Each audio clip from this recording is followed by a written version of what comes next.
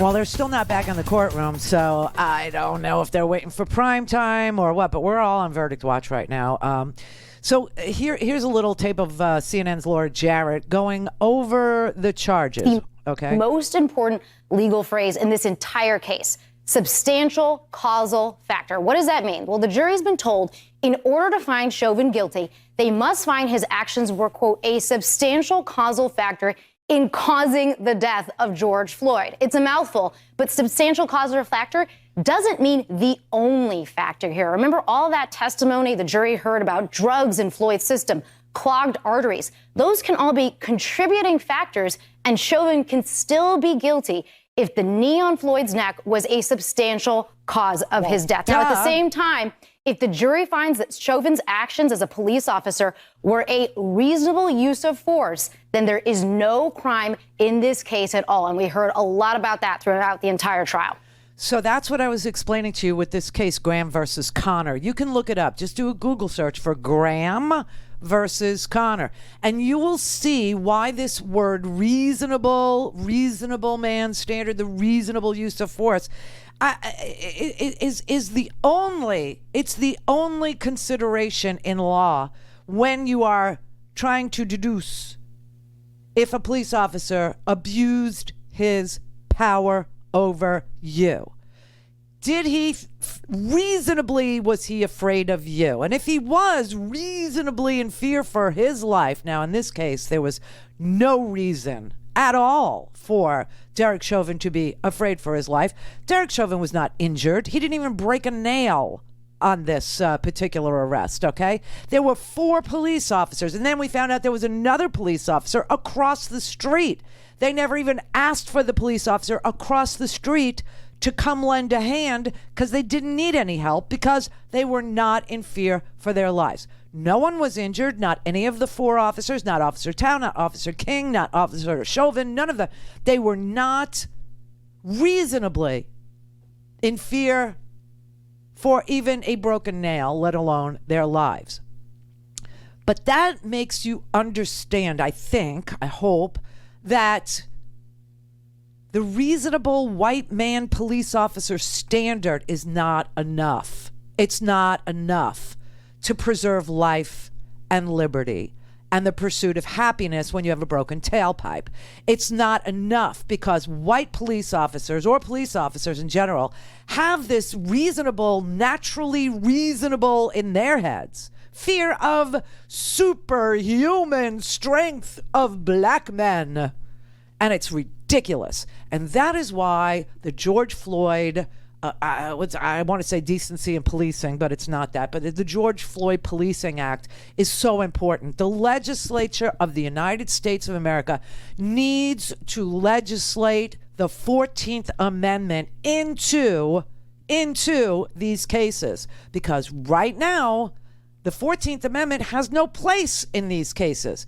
And the 14th Amendment is equal protection. And on the Supreme Court, engraved in the marble wonderland, says equal justice under law. That is the premise for which we all toil. This is the premise behind all jurisprudence in America, all justice in America. And we don't have it even in the basic policing laws. So to that former caller, her name was Cindy, said she was a teacher. Now I'm in fear for our children. Wow, that was the most bizarre conclusion you could possibly reach is, hey, let's start a race war. And that's what she was advocating for there. That's how, listen, I get the frustration, I do. But aren't you able to think your way out of this? Wouldn't you then just say, what is the weakness that we face in getting justice? Where is the portion where everything falls apart? What is the and obviously it is this Graham versus Connor case. That was even, you know how I came upon it? Poor Eric brought it up. Poor Eric brought it up in his defense. And I was like, that's interesting. What is that? Well, the law does not require Derek Chauvin to behave like a human being. The law requires Derek Chauvin to behave like a cop. And apparently, under our law, Behaving like a cop is a lower standard than behaving like a human being. And therein lies the dilemma. Now, I'm pretty sure we're not going to get the verdict before 5 o'clock when this show concludes.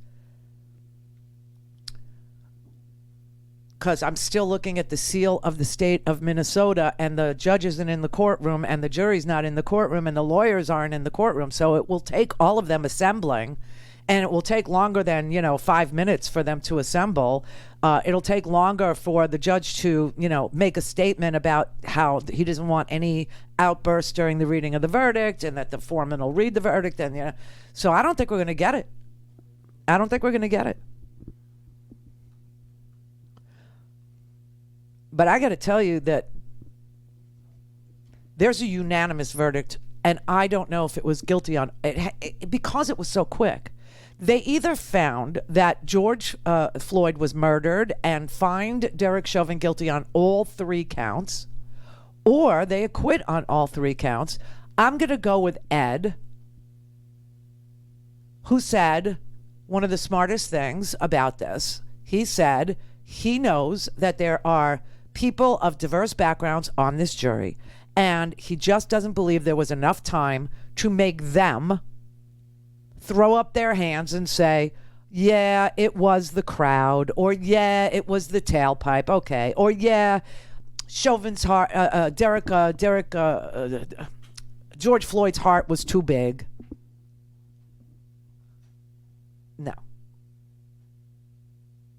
No, I gotta. Here's what I thought then was the largest departure from here, the evidence. I'll show it to you. You were told, for example, that Mr. Floyd died because his heart was too big. You heard that testimony. Yeah. And now, having seen all the evidence, having heard all the evidence, you know the truth. And the truth of the matter is that the reason George Floyd is dead is because Mr. Chauvin's heart was too small. I love that. It's concise. It's true. It's ironic. It's just such a great statement. And maybe the jury agreed. Xavier in LA. Xavier in LA. Hello? May I help you? Oh, hey, Randy. Yes. What? How you doing? You called me. Go ahead. Yeah. Oh, whoops. No, I just put that little AirPods in, stuff like that. Man. So that judge, he can't say anything. He can't say, like, for the greater good of anything. Just shut the whole thing off. You see the whole thing that's going on, and they can't. The judge wanted to attack Maxine Waters. Yeah, that was pretty bizarre. Come on, what are you doing? I don't know what he's doing. I don't know what his strange reaction was related to, but What? I don't think when you become a congresswoman you relinquish your First Amendment right. You know, I know that the president of the United States got to say any damn thing he wanted to say about anybody. He could say Mexicans were rapists, Mexicans were murderers. He could actually try for a Muslim ban because all Muslims were terrorists. He could say, you know, there's my African American over there. He could say that the election was rigged over and over again and actually incite violence and an insurrection. And for some strange reason, this particular judge thinks Maxine Waters surrendered her First Amendment right to comment on a video that is so clear-cut that we were watching a murder. Right, you know, Maxine Waters represents Los Angeles, South Central Los Angeles. You know, and for him, I think that guy needs to be disbarred. That judge. Because No. Well, anyway, the House tried to censure Maxine Waters today. Oh, yeah. These Republicans who wanted to set up the White Anglo-Saxon caucus. Yeah. Gosar, Getz, Green, and Gump, I guess. They wanted to set up a white cock. It's just so sick. Anyway, it failed. The vote was 216 to 210 against censuring her. Listen, fingers crossed. I'm praying for you, Minneapolis. I got high hopes here. I really do. Just meet me back here tomorrow.